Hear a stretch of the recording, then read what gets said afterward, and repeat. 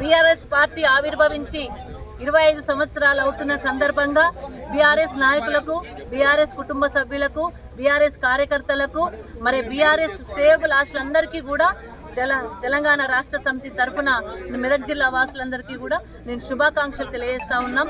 ఒక పార్టీ ఒక లక్ష్యం కోసం ఏర్పడి ఆ లక్ష్యం యొక్క గమ్యాన్ని ముద్దాడినప్పుడు ఎంతో సంతోషంగా ఉంటుంది.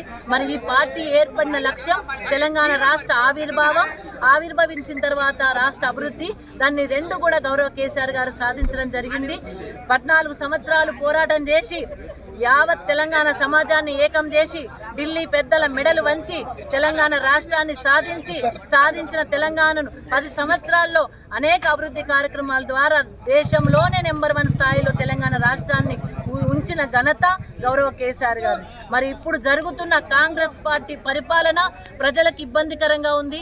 ప్రజలు ఇబ్బంది పడుతూ ఉన్నారు. ప్రజలందరూ కేసీఆర్ రావాలని కోరుకుంటా ఉన్నారు. ప్రజలందరూ మళ్ళీ కేసీఆరే మాకు అధిపతిగా ఉండాలని కోరుకుంటున్న సందర్భంలో జరుగుతున్న సభ కాబట్టి గౌరవ కేసీఆర్ గారు కూడా ఈరోజు ప్రజలను ఉద్దేశించి రేపు రాబోయే కాలంలో బీఆర్ఎస్ పార్టీ యొక్క ఉద్దేశాన్ని, రేపు ప్రజలకు ఎటువంటి మేలు జరగబోతుందో చెప్పబోతా ఉన్నారు.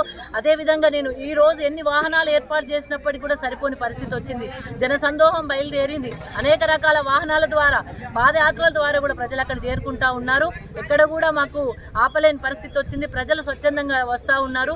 కాబట్టి వారందరూ కూడా ధన్యవాదాలు తెలియజేసుకుంటూ, సభను విజయవంతం చేసినందుకు, చేయబోతున్నందుకు వారందరూ కూడా ధన్యవాదాలు తెలియజేస్తూ, ఇది రేపు కాంగ్రెస్ కబంధ హస్తాల నుండి తెలంగాణ రాష్ట్రాన్ని రక్షించి ప్రజలందరూ మేలు చేయడం కోసం జరుగుతున్న సభ కాబట్టి మరి అందరూ కూడా ఈ సభకు హాజరు కావాల్సిందిగా కోరుకుంటూ, జై కేసీఆర్, జై తెలంగాణ.